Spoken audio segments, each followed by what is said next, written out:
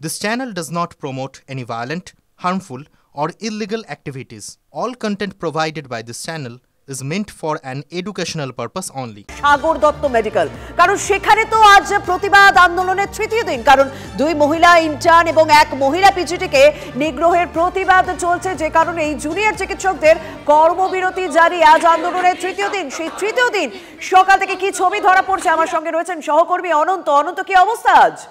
Fair and bright night and day cream, ত্বক থাকবে bright সারাদিন, পলিউশন ফ্রি, ঠিক যেন রাতের ফোঁটা সাদা ফুল। সারাদিন হ্যাপি ব্রাইট স্কিন। দেখো, এখনো পর্যন্ত চিকিৎসক অর্থাৎ জুনিয়র চিকিৎসকরা যে পজিশনে আছে তাতেই অনড় আছে। তাদের যা দাবি যে তাদের ওপর আক্রমণ, অর্থাৎ নিরাপত্তা না পেলে তারা কাজে যোগ দেবে না, এইটাই তারা জানিয়ে দিয়েছেন। গতকাল রাতেও তারা জানিয়ে দিয়েছেন। দেখো, গতকাল আমরা দেখতে পেয়েছি স্বাস্থ্য সচিব থেকে স্বাস্থ্য অধিকর্তা সবাই তারা এসেছেন, জেলা শাসক, পুলিশ কমিশনার, কিন্তু তারা চাইছেন যে তারা আগে দেখবেন তাদের কি নিরাপত্তার ব্যবস্থা হয়েছে। করে দেব তা নয়, নিরাপত্তা ব্যবস্থা করে দেখাতে হবে, তারপরে তারা কাজে যোগ দেবে। দেখো, তারা সেই প্রতিবাদের ভাষা তাদের আমি দেখাই যে তারা লিখেছে আর কবে তিলোত্তমার বিচার পাবে, আর কত উই ওয়ান্ট জাস্টিস, তারপরে ট্রিট কালচার, বিভিন্ন পোস্টার তারা কালকে সারা রাত বসে লিখেছেন। আমি এই মুহূর্তে যদি সাগর দত্তের চিত্রটা তোমায় দেখাই, যদিও আজকে রবিবার এমনিতেই কিন্তু আজকে আউটডোর বন্ধ, তবে আউটডোর কেন, এমার্জেন্সি তো চিকিৎসকরা, জুনিয়র চিকিৎসকরা তারা বসছেন না, তারা সিনিয়র যারা চিকিৎসক আছেন তারাই সেই দায়ভার তারা সামলাচ্ছেন, তারা তাদের ট্রিটমেন্ট দিচ্ছেন। দেখো, তোমাকে দেখাচ্ছি ফিভার ক্লিনিক। এই ফিভার ক্লিনিক আজকে যদিও রবিবার বন্ধ, একটু কম থাকে, কিন্তু সেখানে প্রতিবাদ আন্দোলনটা জারি রয়েছে, কারণ তৃতীয় দিন তারা যে দাবিগুলো রেখেছেন, নিরাপত্তার দাবি, সেই নিরাপত্তার দাবি পূরণ করতে হবে, যে কারণে আজ জুনিয়র ডক্টরস ফ্রন্টের পক্ষ থেকেও কিন্তু মশাল মিছিলের ডাক দেওয়া হয়েছে সমস্ত মেডিকেল কলেজ থেকে। রাজ্যকে দুদিনের ডেডলাইন দিয়ে সোমবার বিকেল থেকে ফের পূর্ণ কর্মবিরতির ডাক দিয়েছেন জুনিয়র চিকিৎসকরা। সেই সঙ্গে আন্দোলন আরো তীব্র করার হুঁশিয়ারিও দিয়ে রেখেছেন। সাগর দত্ত হাসপাতালে স্বাস্থ্যকর্মীদের উপর হামলার প্রেক্ষিতে নতুন করে কোমর বাঁধছেন জুনিয়র ডাক্তাররা। 30শে সেপ্টেম্বর সুপ্রিম কোর্টের শুনানি এবং আদালতে রাজ্য সরকার কি রিপোর্ট পেশ করে সেদিকে প্রত্যেকের নজর রয়েছে।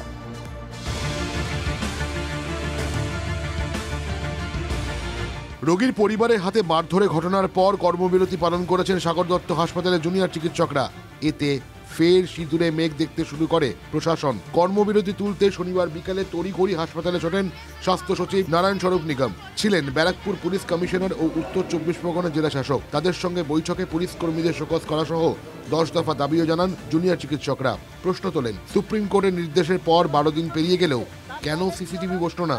আন্দোলনরত চিকিৎসকদের নিরাপত্তার বিষয়ে আশ্বাস দেন শীর্ষ আধিকারিকরা, কিন্তু তাতে যে বরফ গলেনি হাসপাতাল থেকে বেরোনোর সময় তা হাড়ে হাড়ে টের পেলেন তারা।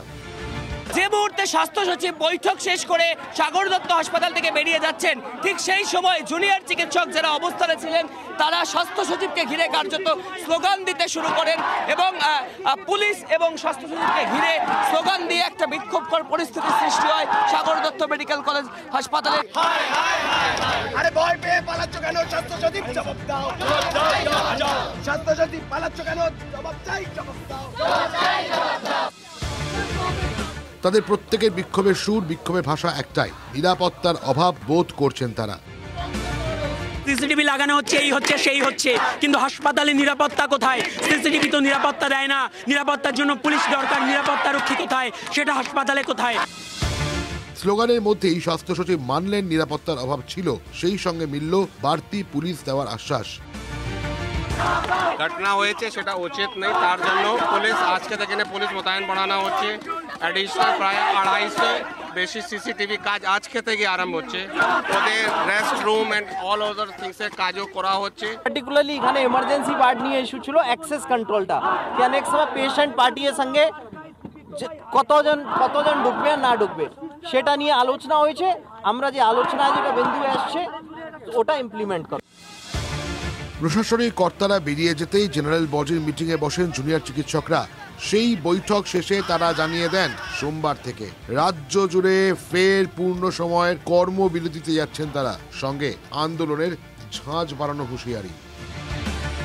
শুধু তাই নয়, এই জায়গা থেকে আমরা এটাও জানাচ্ছি যে এই দুদিনের মধ্যে যদি কোনো রকমভাবে 4 এবং 5 যে আমাদের সেফটি, সিকিউরিটি এবং থ্রেট কালচার এই নিয়ে দাবি কোনো রকমভাবে কোনো সদিচ্ছা সরকার দেখায়, যে ব্যাপারে আজকে আমরা কনফিডেন্ট হয়ে গেছি যে তারা বোধহয় আর পারবেন না, কারণ তাদের সদিচ্ছার অভাব রয়েছে, যে তাহলে শুধুমাত্র পূর্ণ কর্মবিরতি নয়, তার সাথে কিন্তু আমরা বৃহত্তর আন্দোলনের ডাকও দেব আগামী পরশু থেকে।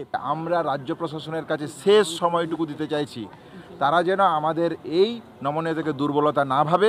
সেই জায়গা থেকেই আমরা বলছি যে সোমবার সুপ্রিম কোর্টের হিয়ারিংয়ের পর এবং রাজ্য প্রশাসনের দিক থেকে যে জায়গা উঠে আসছে সেই দেখে আমরা সোমবার বিকেলের থেকে কর্মবিরতির ডাক দিয়ে রাখছি। সিদ্ধান্ত কি পরিবর্তন হতে পারে, সেরকম কোনো ক্ষেত্র আছে?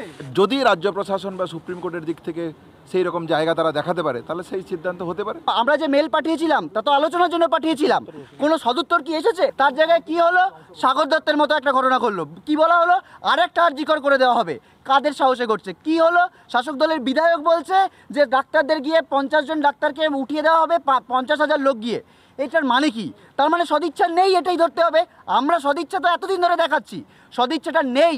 এটা যদি বারবার প্রমাণ হতে থাকে, আমাদের আন্দোলন কিন্তু এত তীব্রতর হবে, শাসক কিন্তু ভয় পেতে বাধ্য হবেন, এটুকু আমরা জানিয়ে রাখছি। ডাক্তারদের প্রতিনিধিরা বলেন যে সোমবার দিনকে যে সুপ্রিম কোর্টের হিয়ারিং রয়েছে এবং রাজ্যের প্রশাসন কী সিদ্ধান্ত নয় সেটার ওপর বিবেচনা করে সিদ্ধান্ত হয়তো পাল্টাতে পারে। তবে তারা পূর্ণ কর্মবিরতির যে ডাক দিয়েছেন সেই ব্যাপারে যে তারা অনড় তা কিন্তু বোঝা যাচ্ছে।